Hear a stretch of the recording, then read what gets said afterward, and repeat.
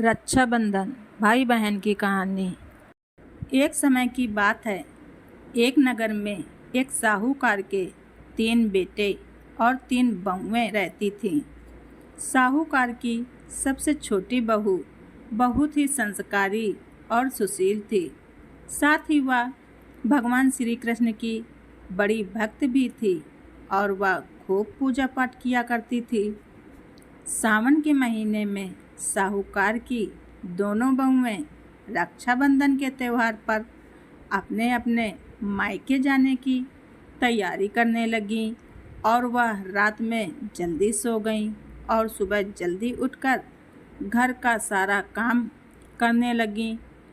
तो सबसे छोटी बहू ने पूछा, क्या बात है दीदी, आज इतनी जल्दी जल्दी काम कर रही हो? तो उसकी जेठानियाँ बोलीं, कल रक्षाबंधन का त्यौहार है, हम दोनों को अपने अपने भाई को राखी बांधने अपने मायके जाना है। तेरा तो कोई भाई ही नहीं है, तू क्या जाने रक्षाबंधन के त्यौहार का महत्व, भाई बहन के रिश्ते का महत्व।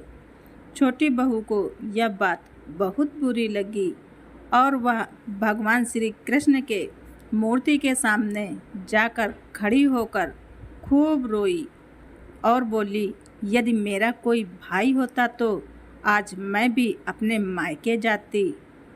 अगले दिन रक्षाबंधन का त्यौहार था।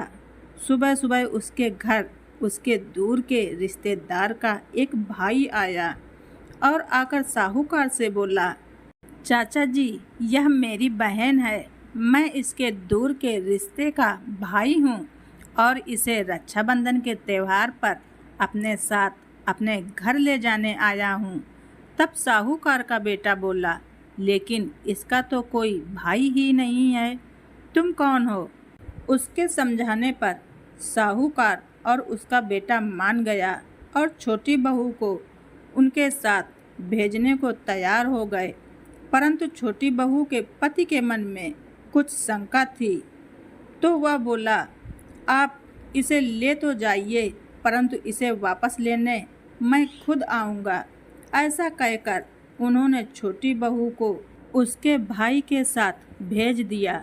रास्ते में चलते चलते छोटी बहू ने अपने भाई से पूछा, भैया, तुम इतने सालों तक कहाँ थे और पहले मुझसे रक्षाबंधन पर कभी अपनी कलाई पर राखी बंधवाने क्यों नहीं आए? तब उसका भाई बोला, बहन, मैं परदेश में कमाने गया था। अब वह दोनों अपने घर पहुँचे तो घर में भाभी ने अपने ननंद का खूब अच्छे से स्वागत किया और आओ भगत करी। फिर उन्होंने रक्षाबंधन का त्यौहार मनाया।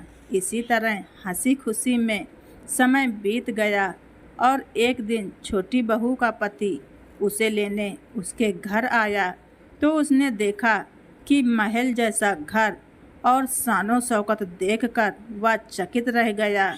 भैया और भाभी ने उसकी खूब आवभगत की।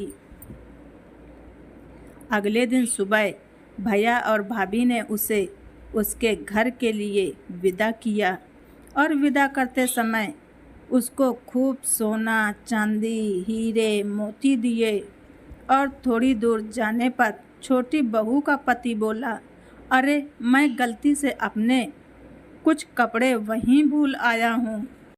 तो उसकी पत्नी बोली, कोई बात नहीं, आप नए कपड़े ले लीजिएगा, इतनी दूर वापस क्यों जाएंगे और घर पहुँचते पहुँचते अंधेरा भी हो जाएगा।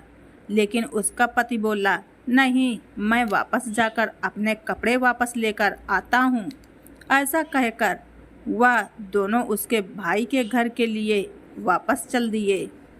जैसे ही भाई के घर के पास पहुँचते हैं तो वहाँ पर उन्होंने देखा कि पत्नी के भाई के महल की जगह एक बड़ा सा पेड़ खड़ा था और उस पेड़ पर छोटी बहू के पति के कपड़े भी टंगे थे।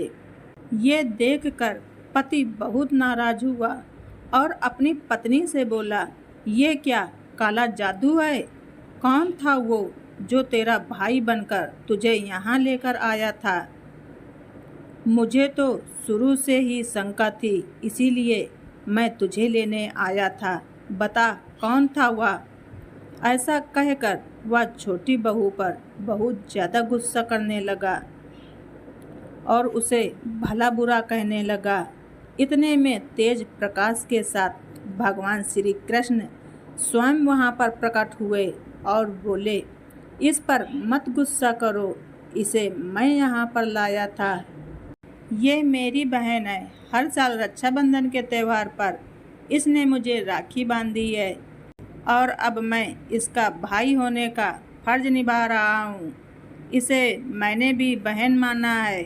छोटी बहू और उसका पति यह सुनकर भगवान श्री कृष्ण के आगे हाथ जोड़कर उनके चरणों में गिर गए और श्री कृष्ण भगवान ने उन्हें सदा सुखी रहने का आशीर्वाद दिया।